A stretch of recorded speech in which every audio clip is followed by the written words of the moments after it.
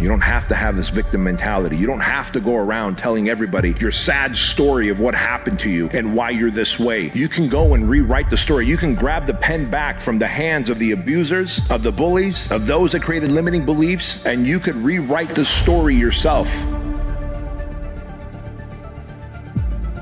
In all the blank pages that exist in your book of life. But that only happens when you start doing the self-work, when you commit to self-mastery. And I'm telling you, it's not just by reading a couple of self-help books.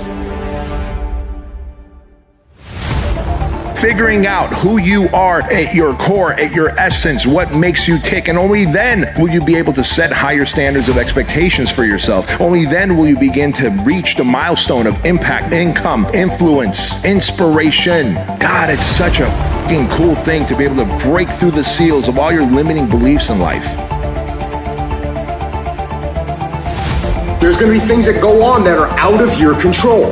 The worst thing you can do is let something that's out of your control control you. Get control of yourself, get control of your emotions. Don't get angry, don't get frustrated.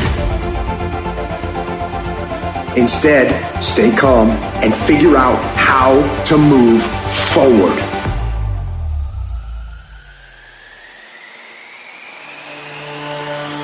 There's a terminology in psychiatry called relational illness. You've heard people say, you make me sick. Some people can make you sick. That if you fool around with them long enough will send you to an early grave. That will drive your blood pressure up. That will turn your hair gray. Who is it you need to get out of your life? You need to ask yourself the question, what is this relationship doing to me? It might be your spouse.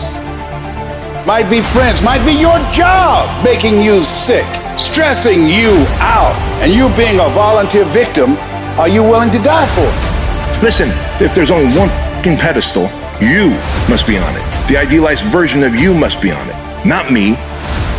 Not any other guru or influencer or thought leader. You get on the pedestal. You become the idealized version. You become the hero in your life's story. If your life is a movie and the movie ends, do you want your name at the end in the credits to be the hero and the star, or do you want it to be taxi driver number 2?